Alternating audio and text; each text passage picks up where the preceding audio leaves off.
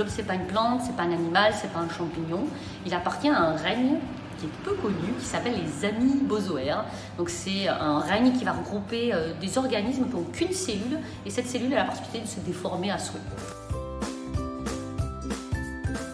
Et donc c'est un organisme qui est jaune, qui a donc une seule cellule, mais celle-ci elle peut être très grande puisqu'elle peut atteindre jusqu'à plusieurs mètres carrés.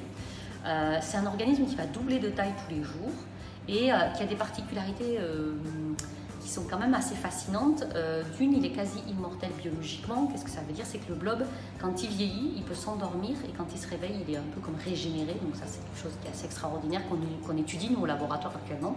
Ensuite, il a des capacités qu'on va retrouver habituellement plutôt chez les animaux, parce que c'est un organisme, une seule cellule, ça veut dire pas de cerveau, hein. Et pourtant il peut trouver le chemin le plus court dans un labyrinthe, il peut apprendre des choses, il peut anticiper des événements. Donc c'est un organisme qui vraiment fascine les scientifiques, d'une part pour ses capacités comportementales, mais aussi pour ses capacités cellulaires de régénération. Les gens, ils vont étudier les effets du réchauffement climatique sur le blob. Et donc en fait, ils vont faire subir à leur blob des changements de température. Ces changements de température, ils seront plus ou moins brutaux, plus ou moins fréquents, plus ou moins longs. Donc ils auront des protocoles à respecter. Ils auront deux groupes de blobs chez eux.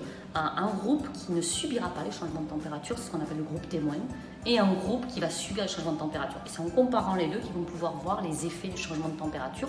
Et ils vont mesurer deux paramètres, qui est la croissance du blob, à quelle vitesse il double de taille, et sa capacité d'explorer en fait. Donc ils le poseront au centre d'une boîte et puis le blob il s'étend quand on le pose au centre d'une boîte et ils vont regarder en fait ce taux d'expansion par jour.